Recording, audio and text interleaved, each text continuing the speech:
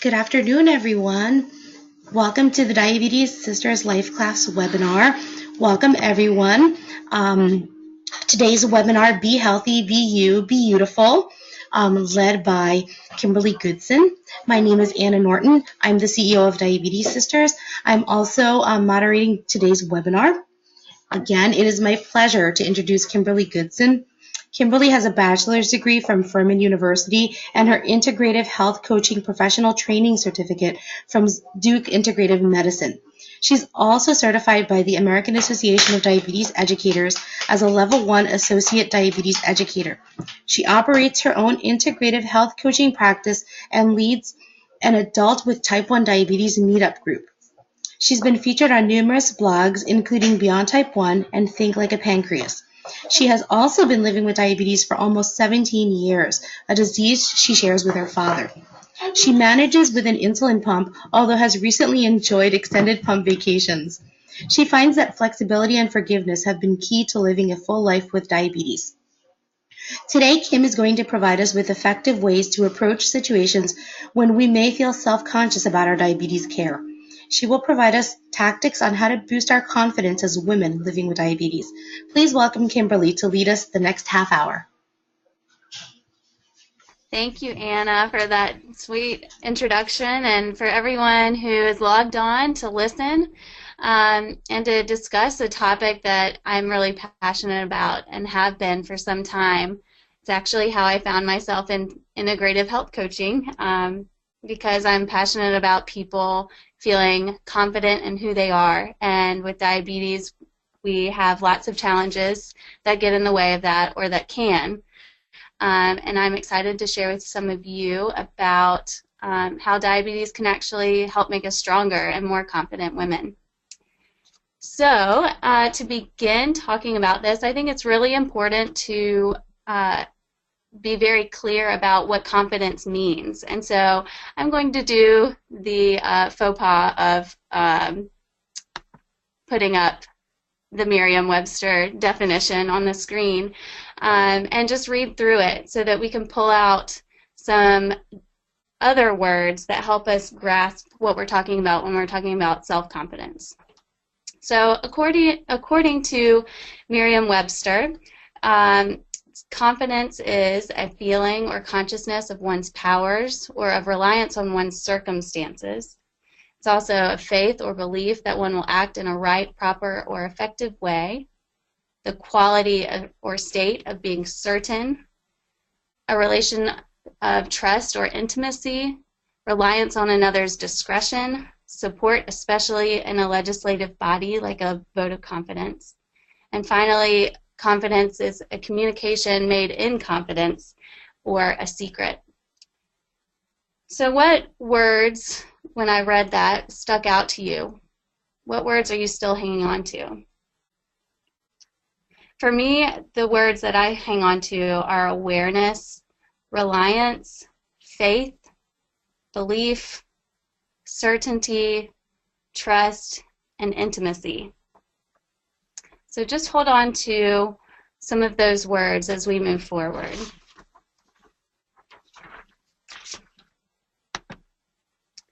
And now I want to talk about how we apply some of those words to thinking about ourselves. So here I have a quick fill in the blank, and on the right side are some suggestions. But this idea of self-confidence is extremely powerful. It's a big part of what drives us and really allows us to live, because without self-confidence, what would you do? You have to have some level of self-confidence to move forward in anything. So it is about being, believing, relying on, and trusting in yourself. And how do we begin to even measure that so that we can strengthen it? Well, it's up to you. After all, we're talking about self-confidence. And there are a couple of ways that we can begin to explore this for ourselves and define self-confidence for ourselves. And today I want to start with a guided imagery practice. And if nobody has done this before, I hope that you will be open to exploring this for just a few minutes. And if you have done it before, just join us for the ride. Or if you're not comfortable, you can just sit and wait for a few minutes till we pick back up. But before we get started on the actual guided imagery practice, I'm going to let y'all go and grab a pen and paper and maybe even some crayons so that you can have these things waiting for you when we're finished with the guided imagery. So I'll just wait a second and let anybody grab anything they need.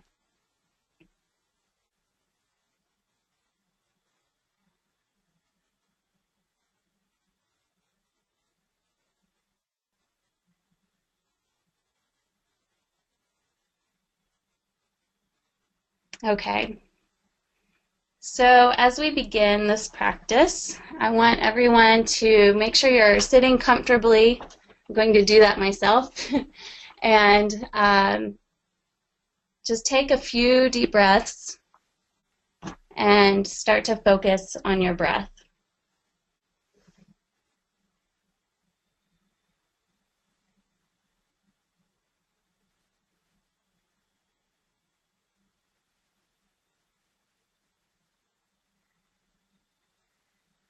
And without trying to control your breath, just pay attention to when you inhale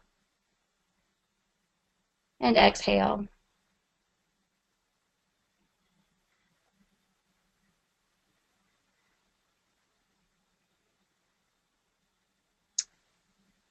And as we begin our journey, I want you to close your eyes and continue breathing slowly.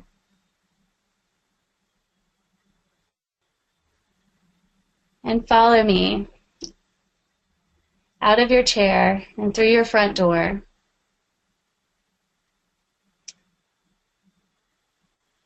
Imagine that you're opening your door, hollering to your dog, "You'll be right back. It'll only be a minute." And you close the door behind you, and instead of what's usually there, you see the forest. And this is unusual, but you're curious. And you don't have anybody waiting on you other than your dog at home.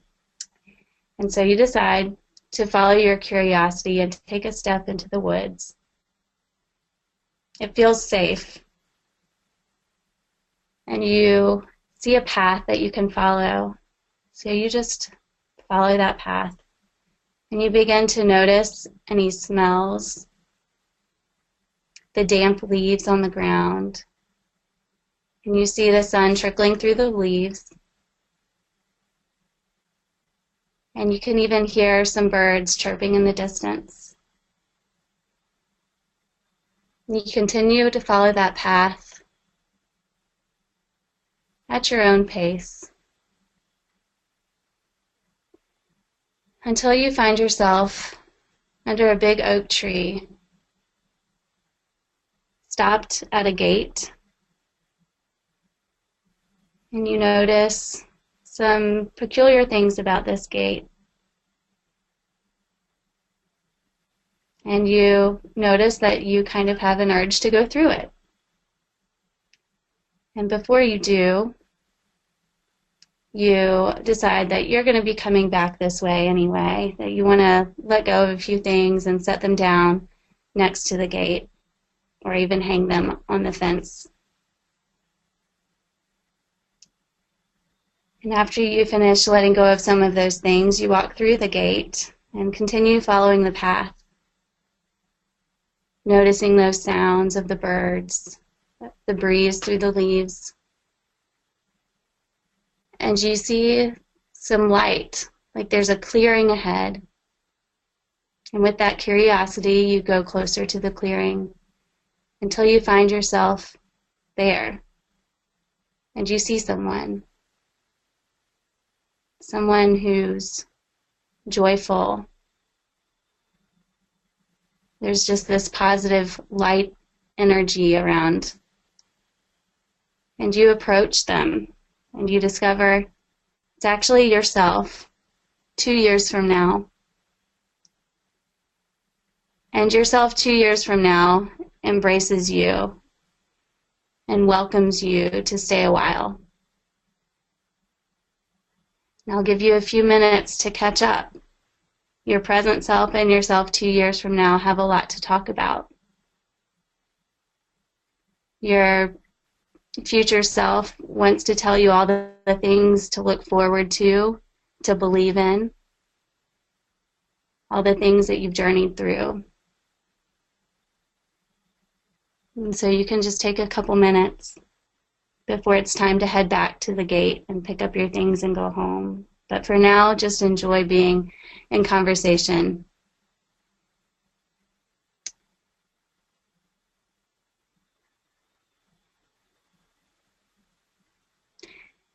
And you also can notice what else is in that clearing, what else is in that future clearing.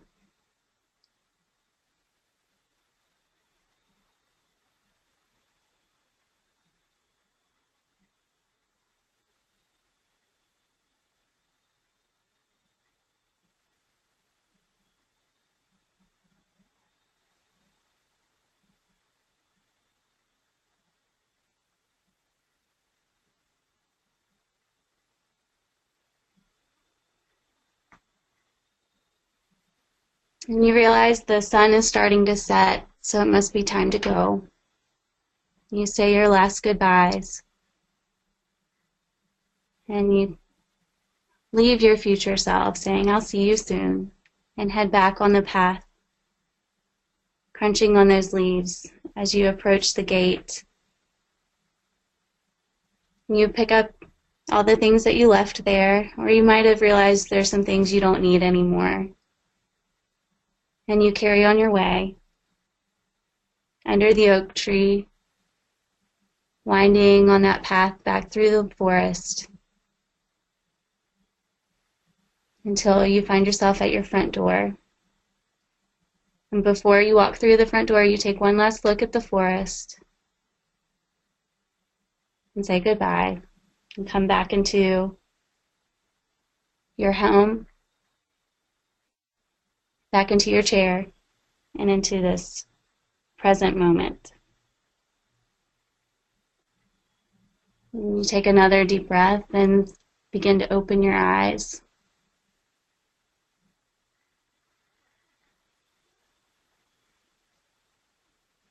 And now you can take a minute to jot down or draw anything that you want to hold on to, anything that stood out to you from our journey through the woods.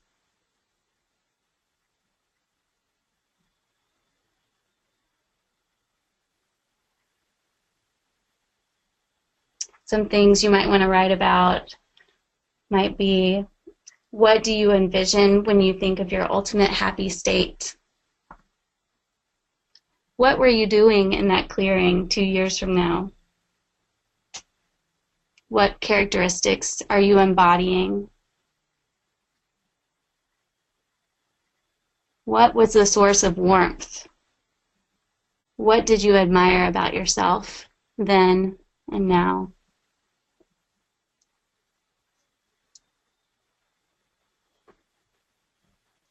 What did you leave in that basket?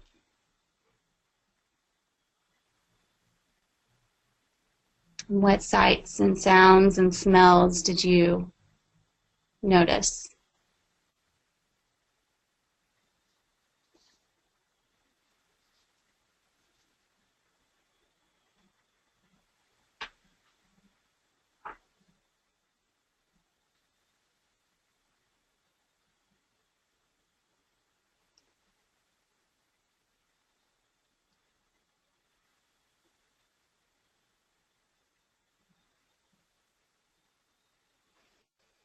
Okay, so take just a few more seconds to wrap up.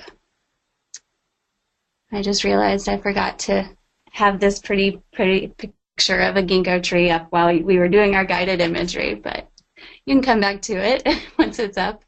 And I still have the picture up as we move forward, talking about our confidence in diabetes or a life with diabetes. Not that we need confidence in diabetes. But this guided imagery is one tool that we use to start to unveil how we think about ourselves and how we want to move forward, or the things that we want to move forward towards. Another place to begin is considering our current and desired states. What are your standards of self-confidence for yourself? On a scale of 1 to 10, where are you now? And where do you want to be? What would be ideal? When you admire someone for their confidence, what does that look like? What characteristics do your role models have? And how are you measuring up to where you want to be? And as this slide suggests, how can diabetes impact or even improve your self-confidence? For me, when I think about my diabetes and my level of confidence in my abilities, I like to think that diabetes and my experiences with it have made me more in tune with my body, for one, because I have to pay attention to what's going on in order to take care of myself. But it's also made me more confident in my abilities and in my strength and in my bravery. So those are some things to consider as you figure out where you are on a scale of 1 to 10 of your current and desired state with self-confidence.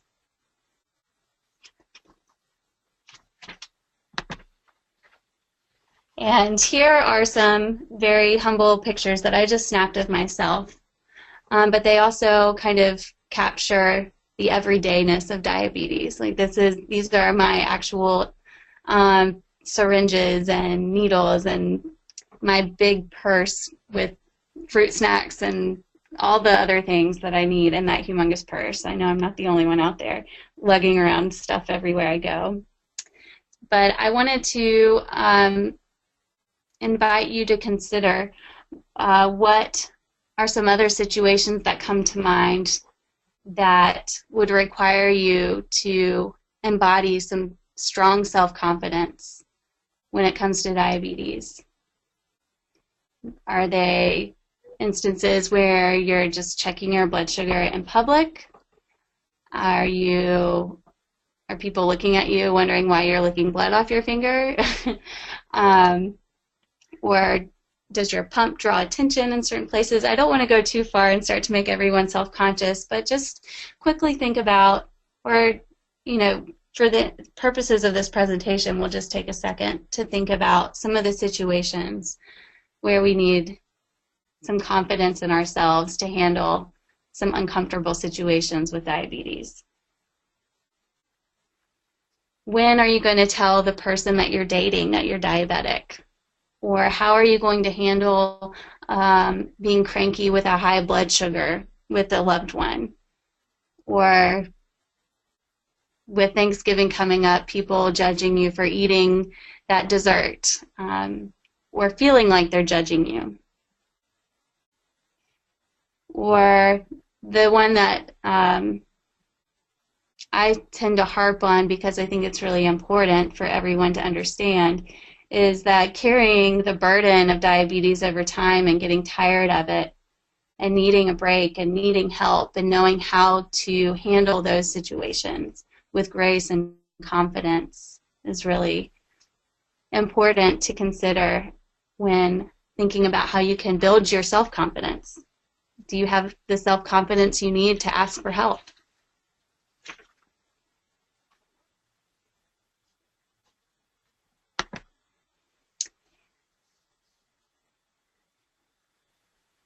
So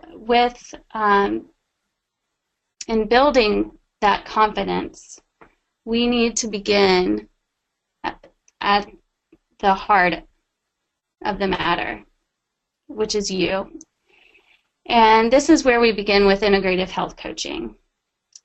All these spokes of the wheel impact our health, And when we start to address them from the heart, from the individual person and what drives them, we can see drastic improvements in physical health, disease management, relationships, professional development, and even self-image, confidence, and just a general positive outlook on life.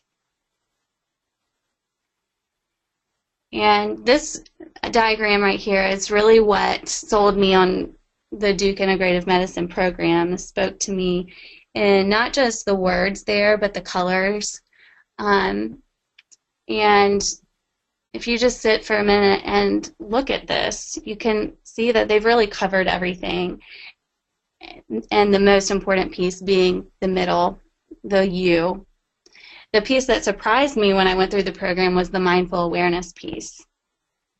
And that is really the second most important aspect of taking care of your health.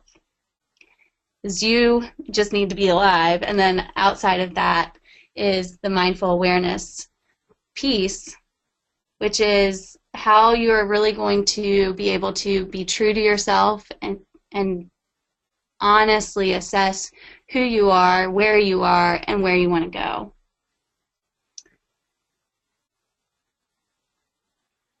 And so first we need to dive in and really give that self-image time to be discovered, examined, and rectified.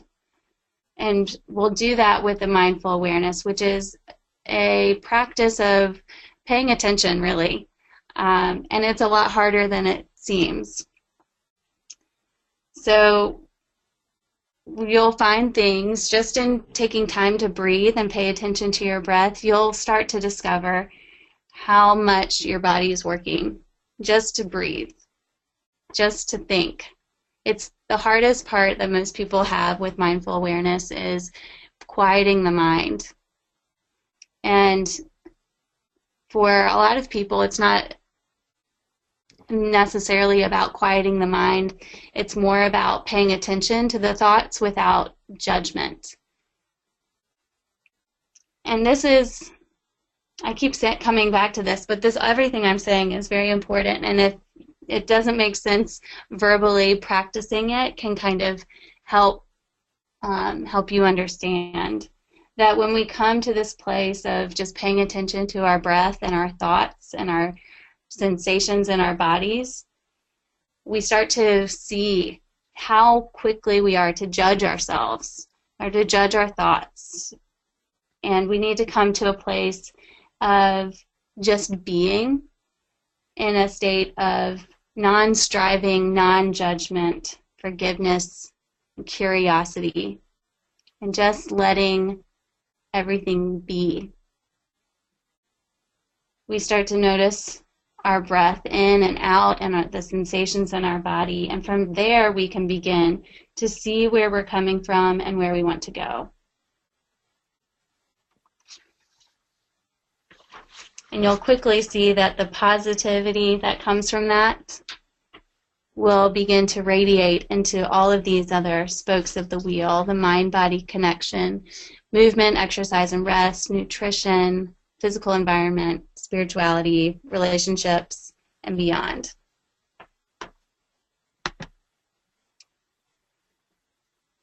So ultimately, self-confidence is about health.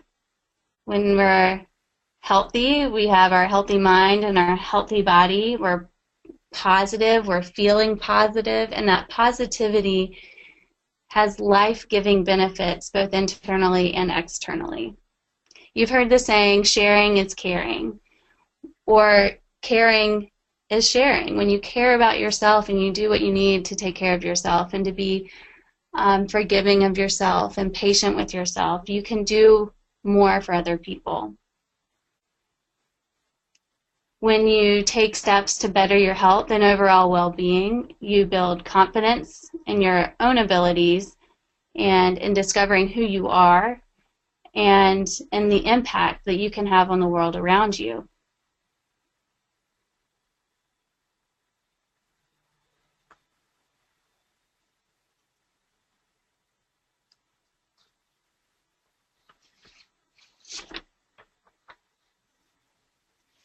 So I got this beautiful drawing off of Etsy, I'll be honest. So I had to put the store on there just in case anybody wants to go and purchase it. BeYOUtiful is about being healthy and being you. And that beauty radiates to those around you. But also feeling that in your heart is what is life-giving just for you and your purposes. So I want to move forward and talk about how you can build your confidence through those uncomfortable situations with diabetes. Things that you can do to give yourself a boost when you're feeling less confident. You can hold on to the things you wrote down after our guided imagery and use those to come back to them when you need a boost of confidence. Or if there's a certain image that you're holding on to from that guided imagery, that vision can be a really powerful tool to carry with you everywhere you go in times where you need extra confidence. Holding ourselves accountable by taking notes about what works and doesn't work in our life can lead to more confidence and pride and happiness. Celebrating your successes encourages us to try more. That's another big piece in integrative health coaching, is that every step, whether forward or backward, is a step forward and a learning experience worth celebration. You don't want to celebrate somebody giving up all the time, but you do want to celebrate the lesson learned from that situation. What were the challenges that got in the way? And that's a piece of self-discovery that can be really useful in helping you move forward. So celebrate the successes and the lessons learned. Setting attainable goals and seeing yourself reaching them builds confidence in your abilities.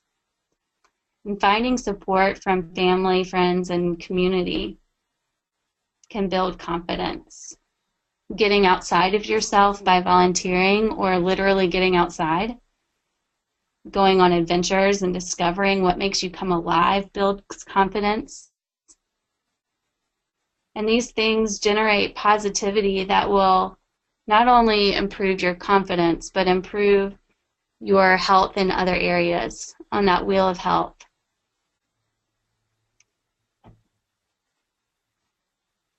And not only will it impact your health, but it can impact the health of those around you. Through integrative health coaching, we can do a lot of these things together. But some of the basic tools that we use in integrative health coaching are things that people can do every day from home and from anywhere, really. And at the heart of it all is respect and understanding for who you are, what makes you beautiful, what enables you to invest in that growth, what will support you sharing that with others.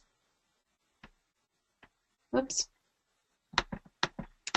So as I conclude, I want to leave you with this very well-known quote of going confidently in the direction of your dreams.